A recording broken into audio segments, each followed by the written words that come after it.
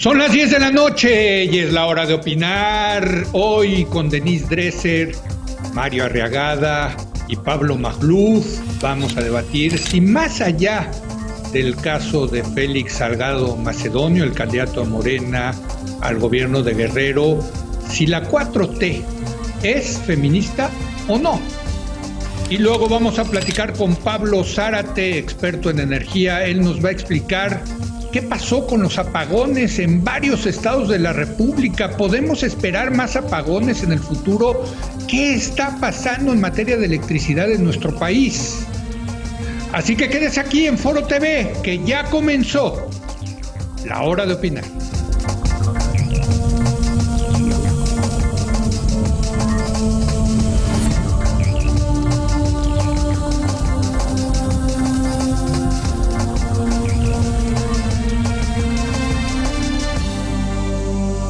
Buenas noches. Esta semana hemos hablado de los señalamientos de violencia de género contra el abanderado de Morena a la gubernatura de Guerrero, Félix Salgado Macedonio.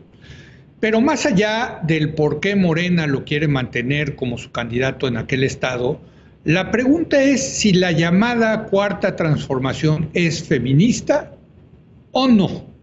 Y para debatir este tema saludo a Mario Arriagada. Mario, muy buenas noches. Buenas noches, Leo. Pablo, Denise, buenas noches. Pablo Magluf, muy buenas noches, Pablo. Buenas noches, Leo. Buenas noches a todos. Y Denise Dresser. Denise, muy buenas noches. Hola, buenas noches. Saludos a todos. Oye, pues mira, déjame empezar contigo, Denise. Es una pregunta, yo creo que no es fácil de contestar porque lo primero que habría que definir es, hoy en día, ¿qué es ser feminista? Porque eso ha cambiado también. Nosotros hemos tenido la fortuna de tener varios debates al respecto y la verdad es que han cambiado generacionalmente las causas del feminismo, ¿no? A ver, yo parto de una definición fundacional. Viene del Ateneo desde el siglo XIX. Ser feminista es pensar que las mujeres tienen derechos equitativos iguales a los de los hombres sentados a su lado. Ser feminista es pensar que la mujer es un ser humano. Partiendo de esa definición fundacional, yo diría que la Cuarta Transformación tiene muchas feministas, digamos, en el cuerpo, pero que la cabeza de la transformación, que es el presidente Andrés Manuel López Obrador, no es un feminista. Y en estos días, y sobre todo escuchando al presidente esta mañana, recordaba una frase que usa Margaret Atwood, pero también muchas otras feministas: si no tienes lugar en la mesa, probablemente estás en el menú. Y a esto se refiere cuando si las mujeres, ya sea académicas, científicas, políticas, periodistas, estamos arremolinadas en el comedor, pero no tenemos un lugar en la cabecera, pues va a suceder lo que está sucediendo con Félix Salgado Macedonio. Aunque las feministas digan que este es el gobierno más feminista de la historia, me refiero a las feministas de Morena, pues su propio presidente las está contradiciendo. Aunque hay un gabinete paritario, aunque la Fiscalía General haya aprendido a Mario Marín, las mujeres de México estamos muy lejos de esa equidad demandada, de esos derechos reconocidos, del peso en la toma de decisiones que deberíamos tener, y me refiero también a las mujeres dentro del partido Morena. Porque pues un presunto violador se encamina a un prominente puesto político con la anuencia del presidente y los hombres de su partido, y diría también con la anuencia de muchos hombres de México. Y nada contradice más el compromiso feminista del actual gobierno que este espaldarazo político a Salgado Macedonio. Acusado de violación, más de 5 mujeres, acoso también, con procesos abiertos en su contra, y nada de eso parece constituir un veto, un obstáculo, un agravante siquiera. Esta mañana el presidente López Obrador dijo que se estaba politizando, que estas eran denuncias provocadas por la coyuntura electoral, que había que respetar las encuestas. Y Mario Delgado ha dicho, por ejemplo, que no hay ninguna sentencia política por parte de ninguna autoridad que acredite el delito. Son cosas que han venido diciendo hombres de diferentes partidos desde hace mucho tiempo. Y me preocupa que haya tantos guardando silencio. Diputados, senadores, militantes, simpatizantes, porque están expidiendo un certificado de impunidad con la misma lógica de sus antecesores y de muchos otros hombres dentro de los partidos. Y la lógica es la misma. Será un violador, pero es nuestro violador. Será un acosador, pero es nuestro acosador. Será un corrupto, pero pues es nuestro corrupto. Y si la candidatura de un hombre es justificable, la demanda feminista es sacrificable. Cuando se trata de ganar, las mujeres deben callar, y el pacto patriarcal al que se refiere la escritora Almadelia Murillo, por lo visto, a pesar de los cambios generacionales, Me Too, la oleada feminista en el mundo, ese pacto patriarcal en México sigue vivo. Hijo, bueno, pues mucho material que analizar, Pablo, pero bueno, pues lo que dice Denise, y me parece muy interesante, es que a pesar de todas esas cosas simbólicas como tener un gabinete paritario, la cabeza del gobierno y la cabeza desde luego aquí sería el presidente López Obrador, no parece interesarle las causas feministas, Pablo. Sí, de acuerdo con ella. Yo creo que podemos distinguir entre la maquinaria, ¿no? Digamos, el partido, el régimen, y algunas figuras individuales. Y yo no dudo que haya esas feministas más o menos genuinas en Morena. El problema es que está la otra parte, el sistema, que lo controlan pues viejitos, conservadores, parroquiales, machos, a todas luces, es la verdad, y pues que les exigen a esas individualidades sumisión y obediencia, les exigen inmolarse, de alguna forma renunciar a sus convicciones individuales para la causa mayor. Y la causa mayor está con Macedonio, ¿no? Hoy quedó muy claro. Es la ironía cruel del poder. Ahora, muchas de estas feministas amagan con renunciar. Magnífico, vamos a ver si es cierto, lo dudo.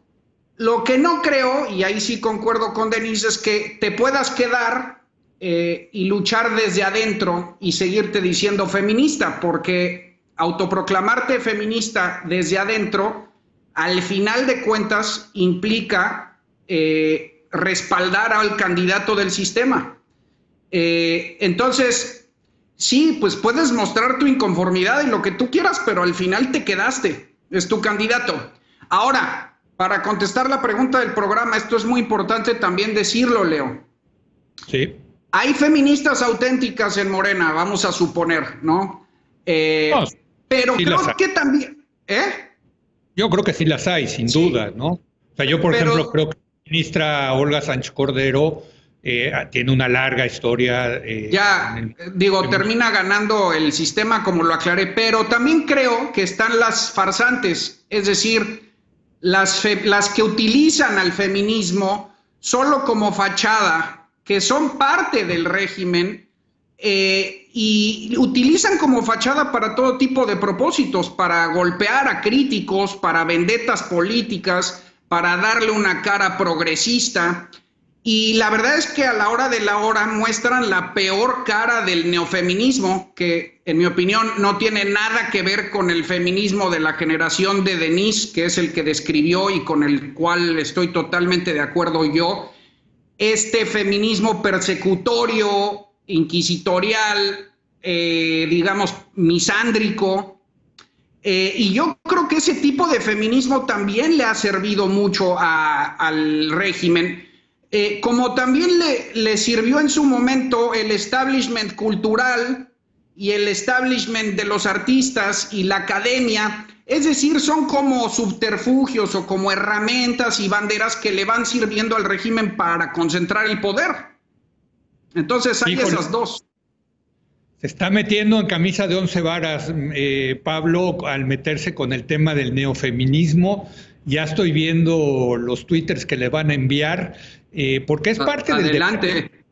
No, bueno, es parte del debate, por eso comenzaba precisamente con la definición de qué es ser feminismo, porque ha cambiado muchísimo, o entiendo que ha cambiado mucho esta misma definición. Mario. Pues hay feminismos en plural, en efecto, y hoy lo vemos más que nunca. Sin embargo, hay constantes históricas dentro de la lucha feminista que trascienden incluso divisiones de izquierda y derecha. Por ejemplo, Elvia Carrillo Puerto, la famosa feminista, sufragista, pero miembro del Partido Socialista del Sureste en los años 20, que fue, si no me equivoco, hasta donde estoy informado, la primera en proponer la interrupción legal del embarazo en México. Ella y su Liga Feminista de Mujeres Yucatecas. Y esto es bueno recordarlo porque no es izquierda, no es derecha, no están infiltradas, conservadas. Es una agenda histórica del feminismo, a pesar de que sí, hay feminismos en plural. Por ejemplo, hay el feminismo que quiere más castigos penales para aquellos hombres que violenten a las mujeres. Hay otras que prefieren otro tipo de estrategias y ahí se empiezan a dividir. Sin embargo, creo que en lo general se puede decir que el presidente Andrés Manuel López Obrador no es feminista. Morena, yo creo que sí es feminista o tiene componentes importantes feministas. De hecho, ahora mismo en el estado de Quintana Roo, en la bancada de Morena, que tiene 9 y necesita 13 votos para aprobar la interrupción legal del embarazo, están haciendo una gran campaña para que se logre aprobar. Se va a votar el día 24 de febrero. Se podría decir que eso también es parte de Morena. Necesitan, me parece, un voto más, sea de Movimiento Ciudadano. Entre PT y Morena casi tienen los votos, les falta uno. Puede ser PRD o Movimiento Ciudadano que se sumen, si es que nadie se raja. Hay que tener el ojo puesto allí. Pero creo que la pregunta más importante aquí es la división interna que está causando la posición del presidente. Este movimiento feminista que el presidente había descrito como clase mediero, porque él tiene una idea de ayudar a las mujeres y no está equivocado, como sacarlas de la pobreza, porque la pobreza afecta sobre todo a las mujeres, pero hasta ahí se limita, con los apoyos sociales y la paridad, punto. Pero hay una agenda mucho más compleja del feminismo contemporáneo que al presidente ya le pasa por encima de la cabeza, y que se le hizo fácil en un momento describir como que era un asunto de clases medias, de mujeres de clase media, que tenían un problema de infiltración por los conservadores.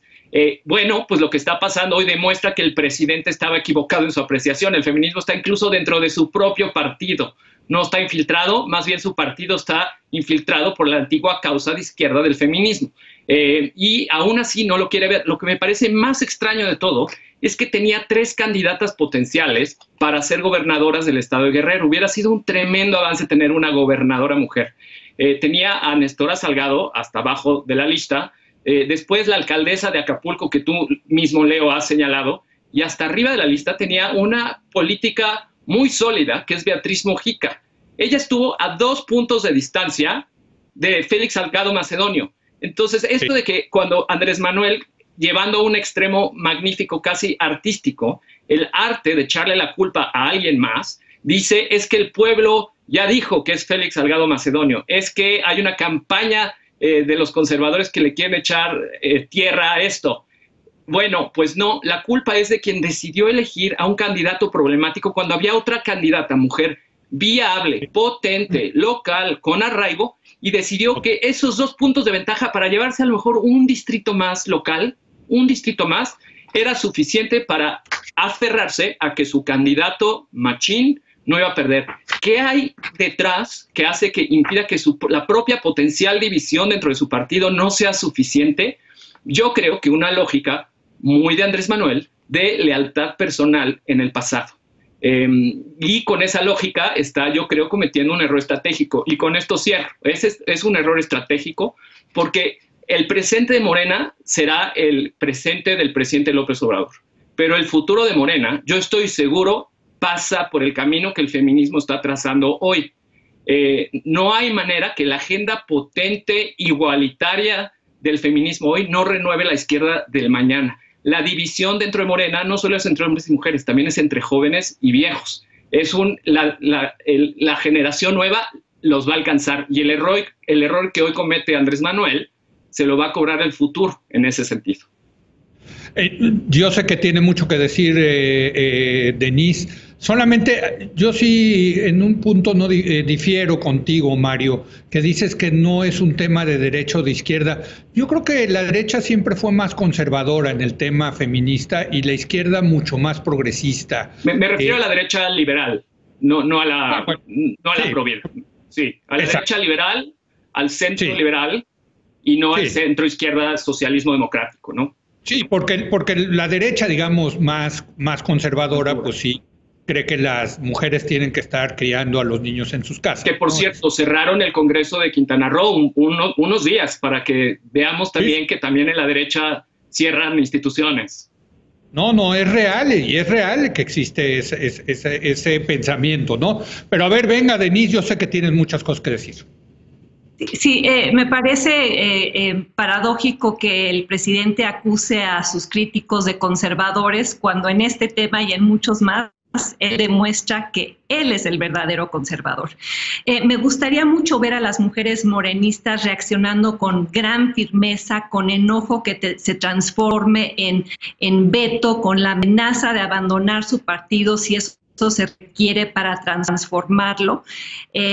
Porque si no, creo que van a acabar alineadas, amordazadas por el presidente, como acabó Olga Sánchez Cordero. Tú, Leo, aplaudías el feminismo de Olga Sánchez Cordero. Solo quisiera hacer una breve acotación. Yo estuve ahí sentada el día que se tomó, se hizo la votación sobre el caso de Olga Sánchez Cordero, perdón, el caso de Lidia Cacho, siendo Olga Sánchez Cordero ministra de la Corte, y estuve ahí sentada junto a Lidia escuchando cómo Olga Sánchez Cordero votó en su contra. Por presiones políticas, la feminista se puso al servicio de un hombre y de su séquito. Y ahora, tantos años después, 14 años después, los protagonistas son distintos, pero el patrón es muy similar. Los patriarcas de los partidos, y no solo de Morena, demuestran que lejos están de ser garantes de los derechos de las mujeres. Con respecto específicamente a este gobierno y este presidente, es muy interesante ver cómo las feministas se han convertido en una espina en el costado del régimen, un movimiento singular que López Obrador, y coincido con Mario, no parece entender, no puede controlar, no puede reprimir, y que le va a costar políticamente no tener un entendimiento y un acercamiento, porque su gobierno dice ser de izquierda y las feministas deberían ser sus aliadas naturales, pero desde hace 2 años, en lugar de empatía y sensibilidad, ha respondido ridiculizando sus protestas. Y en su perspectiva, las feministas no son sujetos independientes de un movimiento social legítimo, son títeres manipuladas por conservadores, como sugirió hoy en la mañana. Pero aquí lo que él está reflejando es su verdadero conservadurismo social, que está enraizado, supongo que en la religión o en su visión del mundo, en la cual ve a las mujeres a través de un pasado idealizado, donde deben asumir el papel que les corresponde, que es cuidando a los niños, atendiendo a los adultos mayores, manteniendo intacta a la familia tradicional, y estas actitudes paternalistas, patriarcales, no serían tan dañinas si no fuera porque se traducen en decisiones políticas como la de Salgado Macedonio y decisiones de política pública que también son negativas para las mujeres. A pesar del gabinete paritario, pues hemos visto el cierre de las estancias infantiles, la eliminación de los refugios para las mujeres víctimas de violencia, los recortes muy grandes al Instituto Nacional de las Mujeres que han afectado mucho a las mujeres indígenas, y vemos ante el crecimiento de los feminicidios a un presidente distante, socarrón, burlón. Las feministas son un animal. El presidente no está acostumbrado a lidiar no pueden ser compradas, cooptadas o apaciguadas, y la solidaridad femenina, como lo estamos viendo en el caso de Salgado Macedonio, sí trasciende divisiones de clase, afiliaciones partidistas, posturas ideológicas. Y mientras el presidente puede desacreditar con mucha facilidad a la oposición por estar moralmente derrotada, y puede desacreditar a los neoliberales por su colusión con un pasado corrupto, le está resultando muy difícil arrinconar a las mujeres así. Déjame hacerte una pregunta rápido, Denise. Tú decías, las mujeres de Morena deben de reaccionar frente a la decisión de Salgado Macedonio. Yo creo que la mujer más conspicua dentro del movimiento López Obradorista, dentro de Morena, es la jefa de gobierno de la Ciudad de México, Claudia Sheinbaum, posible candidata a la presidencia, hay que decirlo. ¿Qué debería de hacer Claudia Sheinbaum? Que yo sepa, no ha hablado ella sobre el tema de Salgado Macedonio, y este silencio me parece muy incómodo, ¿no? Para ustedes, las mujeres, y sobre todo las que se consideran feministas. Sí, hemos visto silencios muy dolorosos, muy graves.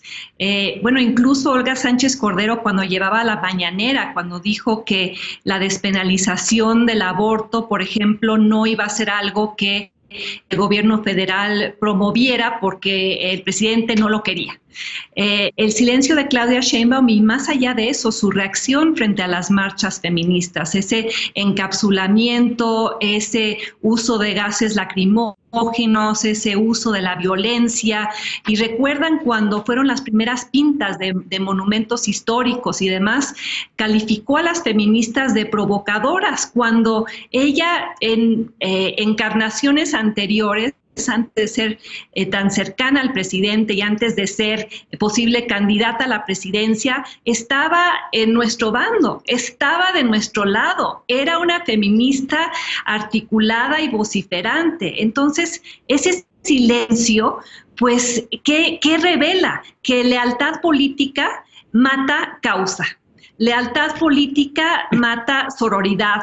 Lealtad política mata pues un movimiento que está confrontando a los políticos tradicionales en todo el mundo y se rehúsa a guardar silencio. Pablo, adelante. Bueno, yo creo que aquí hay una confusión en cuanto al espectro político y el espectro de posibilidades y el panorama electoral. Una confusión que tal vez introdujo Mario en su pasada intervención y que tú, Leo, asististe un poco y que he visto repetidamente en muchos medios, y creo que ha sido una de las fallas de los medios, repetir irreflexivamente que no hay opciones o que todas las opciones son iguales. Ayer se lo oí aquí mismo a Paula Sofía, que la oposición no hace nada, que hay que ver cómo está el otro lado, y es que el PRI y bla, bla, bla. Y mira, eso es mentira, particularmente en el caso de Guerrero. El PRI-PRD es verdad. El precandidato Mario Moreno, pues a todas luces es un cacique, exalcalde de Chilpancingo, con presuntos nexos con el narco, ya sabes, del clan Aguirre Tudillo.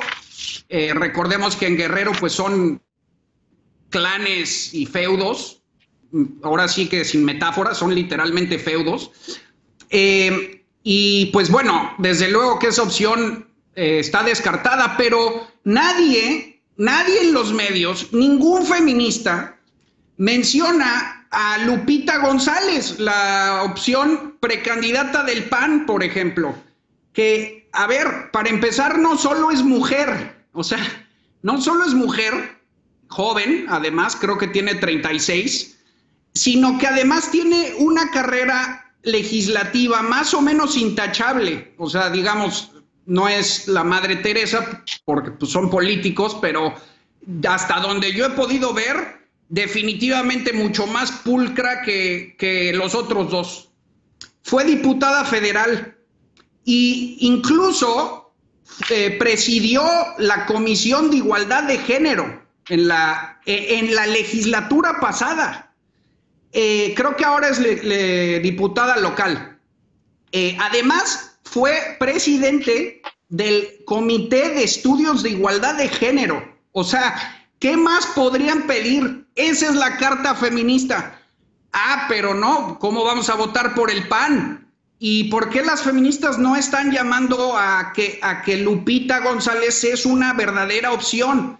Porque el feminismo real está con Morena. Y es a lo que me refiero. Yo ya no puedes creer en estas personas, por Dios. El sistema les pide inmolar sus convicciones personales para la causa del partido.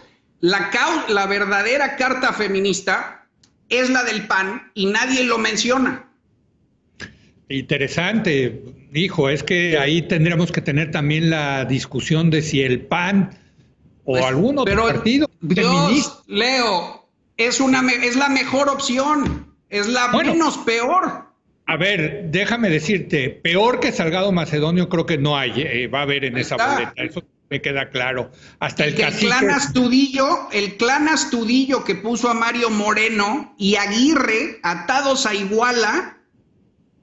Pues no sé, mano, frente a un agresor sexual como Salgado Macedonio, eso, ¿quién sabe? No, bueno, pues sí, a ver, Mario, venga.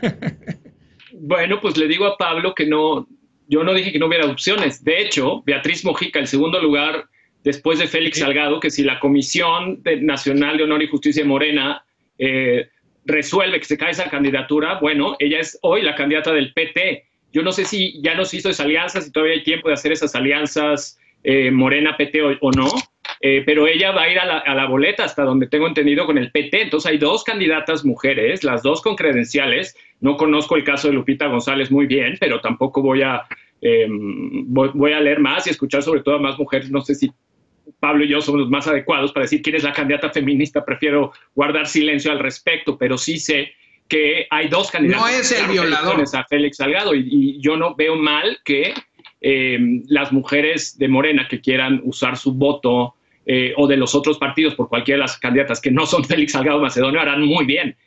Yo creo que la disciplina partidista a veces está ahí para violarse, y también violando la disciplina partidista se construye futuro partidista. Quería decir otras cosas, pero Leo, sí, dime. Hablando de mujeres, por cierto, quiero introducir, porque a mí había una política de Guerrero que me gustaba mucho su actitud, y era combativa y era bastante feminista, y era Ruth Zabaleta, que se enfrentó al presidente López Obrador, y eso le costó perder presencia política en el PRD. No era presidente todavía López Obrador, pero era el digamos, líder del partido, ¿no? Y se perdió. Yo ahorita estoy recordando, no sé qué ande haciendo Ruth Zabaleta, ¿no? Pero vaya, pues era una mujer, me parece, que tenía todas las credenciales para eventualmente llegar a ser gobernadora de Guerrero, ¿no? Pues sí, mira, no recuerdo bien el caso de Ruth Zabaleta. Sin embargo, una muestra más, el caso que sacas, Leo, de que el Estado de Guerrero produce muchas buenas mujeres políticas. No es un caso de que es un lugar de machos, que hay que sacar del machismo eligiendo a un gobernador que sepa cómo sacarlos de su atraso machista. No, ya están ahí esas mujeres, llevan trabajando mucho, solo toma pequeños actos de compromiso entre los hombres, de hacer pequeños actos de acción afirmativa que no les cuesta nada, para que todas esas mujeres que ya han trabajado mucho por su estado florezcan. Yo creo que no hacerlo es una mala idea para el futuro, pero sobre ese punto, Leo, te digo, o sea, ya hemos visto en otras ocasiones cómo a Andrés Manuel López Obrador le cuesta trabajo incorporar movimientos sociales complejos al redil. La izquierda del futuro está hecha de incorporar esas cosas. Si no son demandas sencillas de tener una petición clara, con una demanda específica de política pública, ya sea unos tractores o una medida particular, ya no sabe qué hacer. Esa habilidad que es restringida del presidente le puede costar al futuro de su partido. Con otro tipo de liderazgo de izquierda, esos movimientos se incorporan a la izquierda para construir una izquierda más fuerte hacia adelante. Y no solo pienso en las feministas, también creo que es muy claro en el caso de las víctimas de la violencia, de las familiares de víctimas de la violencia, que están queriendo construir un sistema de justicia mejor, qué mejor política redistributiva que hacer que el sistema de justicia le llegue a todos y a todos los pueblos de este país. Está más allá de lo que creo que es una limitante de la estrategia, de la manera de hacer política López Obrador, que pensando en la elección siguiente, los miembros de Morena hacen bien en dudar. Yo creo que le resta más del que le suma. Bueno, vamos a hacer una ronda rápida, me quedan 30 segundos para cada uno. Por cierto, Ruth Zabaleta fue presidenta de la Cámara de Diputados, o sea, sí llegó a un puesto muy, muy importante. Denise, una conclusión rápida, 30 segundos, por favor. Sí, este episodio de Salgado Macedonio revela que el presidente es el que manda en la política de su partido y en la política del país. Se rodea de mujeres en la mañanera, pero se las come de aperitivo. Si de asegurar una gubernatura se trata. Y para muchas mujeres, especialmente las jóvenes, la postura del presidente se asemeja a la de un tío viejo, desconocedor de la realidad de sus vidas, donde la misoginia, el sexismo, la violación, la discriminación abundan y estamos peleando contra la violencia, contra la discriminación, por una cultura de derechos, frente a un presidente cuya visión de las mujeres es la que él dicta desde arriba, y las mujeres le están mandando un mensaje al presidente que no quiere escuchar, que la cuarta transformación debe ser feminista o no será. Y esta ruta de colisión entre el feminismo, los movimientos sociales autónomos, la diversidad del país, la ruta de colisión contra el presidente va a seguir siendo el caso si las mujeres siguen permitiendo que hombres como Andrés Manuel López Obrador y su séquito se agandallen sitios en la mesa mientras nos tratan como botanas en el menú. Pablo, 30 segundos, una conclusión, por favor. Nada más celebrar, Leo, que hayas dedicado 3 días a este asunto para dejar claro el repudio. Creo que también es importante, ¿no? Porque es parte de la función de los medios, es parte de nuestra función como críticos políticos y culturales, más allá de ideologías y banderas, porque ante la perversidad no hay objetividad posible y hay que denunciarla. Entonces, yo creo que queda claro que no fue con nuestro consentimiento ni nuestro aval, y es un atropello. Gracias, Pablo. 30 segundos, Mario, de conclusión. Sí, Leo. Mira, yo creo que no hay que escatimar ciertos logros para la agenda de la justicia de género que ha tenido el gobierno, política salarial, política laboral, que tiene efectos sobre todo en las mujeres porque son más pobres, tienen salarios más bajos, ganan menos en las compañías, y también la universalización del apoyo a los viejitos. Yo creo que tiene un efecto progresivo en términos de ayuda más a las mujeres que a los hombres por la composición poblacional. Sin embargo, hay toda una agenda feminista nueva, vibrante, que está movilizando políticamente más que muchas otras cosas que Morena no está sabiendo integrar, y el caso de Salgado Macedonio es icónico para esto. Parecerá un caso local, restringido al estado de Guerrero, no, es un caso donde yo creo que se juega el Morena nacional de muchos lados, y lo que ahí se resuelva será un ejemplo para cómo se van a estructurar las luchas del futuro. Por último, digo que se dice que tiene derechos que se le respete el debido proceso a Salgado Macedonio, entonces que no se le puede quitar porque no se ha aprobado. Yo lo que digo, mi posición, es que sea candidato estorba al debido proceso. Para que haya un buen debido proceso, debería bajarse la candidatura para que se siga el debido proceso. El abogado de una de las víctimas ya ha señalado un argumento legal muy interesante, que es que el crimen no ha expirado, el crimen, uno de los particulares de la señora Castañeda, no ha expirado porque muchos años Salgado Macedonio tuvo fuero, porque fue diputado 2 veces, senador 1 vez, alcalde en Acapulco. Entonces, el crimen no se cuenta mientras tengas fuero. ¿Qué argumento legal tan interesante? Yo creo que es un argumento que hay que seguir explotando para este tipo de casos donde la victimización es tan fuerte que tardan las mujeres en denunciar. Así que es un argumento que tenemos que pensar como que está del lado de las mujeres. Ojalá Salgado Macedonio se baje la contienda o que la Comisión Nacional de Honor y Justicia de ese partido decida lo propio. Pues vaya tema, yo estoy seguro que seguiremos platicando sobre esto porque por lo que veo, por lo menos en las redes, es que las feministas están muy enojadas y con toda la razón y dicen, van a ver la reacción que va a tener en el movimiento feminista esta decisión de Morena por haber puesto a un patán, hay que decirlo, como Félix Salgado Macedonio como candidato de gobernador en Guerrero. Denise, muchas gracias. Buenas noches. Gracias, buenas noches. Pablo, muy buenas noches. Buenas noches, Leo. Buenas noches a todos. Mario, muy buenas noches. Buenas noches, muchas gracias. Regresamos.